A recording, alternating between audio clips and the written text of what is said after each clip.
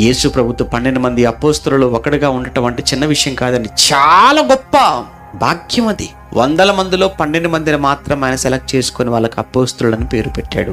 12 మందిలో ఎవరు కూడా సెలెక్ట్ అయ్యారు? యూదా. అందులో మళ్ళీ డబ్బు సంచి ఏడు దగ్గరనే పెట్టాడు, కానీ అందులో నుంచి దొంగతనం చేసుకుంటూ వచ్చాడు. అవి చాలా అన్నట్టు చివరికి యేసుని అమ్ముకుందాం అనుకున్నాడు, అమ్మేశాడు డబ్బు కోసం. చివరికి ఆ డబ్బు అయితే వచ్చింది. వచ్చిన డబ్బును తీసుకెళ్లి దేవాలయంలో పారవేశాడు, పోయాడు, ఊరు పోసుకున్నాడు. నడిమికి బద్దలై పేగులన్నీ బయటికి వచ్చి కుక్క చావంటారు చూసారా, అలా చచ్చిపోయాడు. యేసు ప్రభుతో ఉండి నువ్వు ఏంట్రా సాధించావంటే చావా. ఎందుకు నీ జీవితం అలా ముగిసిపోయిందనంటే సాతానుకు దొరికాడు, సాతాను ఉచ్చులో పడిపోయాడు.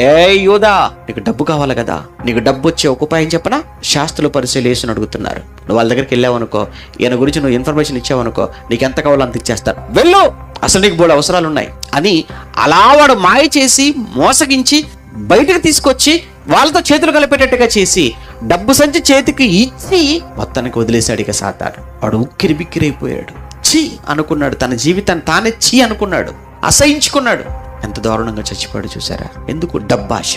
ఆ డబ్బు అనే ఆశ, ధనాపేక్ష ఎవరండి పుట్టించారు వాడిలో అంటే వాడే సాతాను. వాడికి వేసిన ఒక ఉచ్చు అన్నమాట, వాడికి వేసిన ఒక ఎర.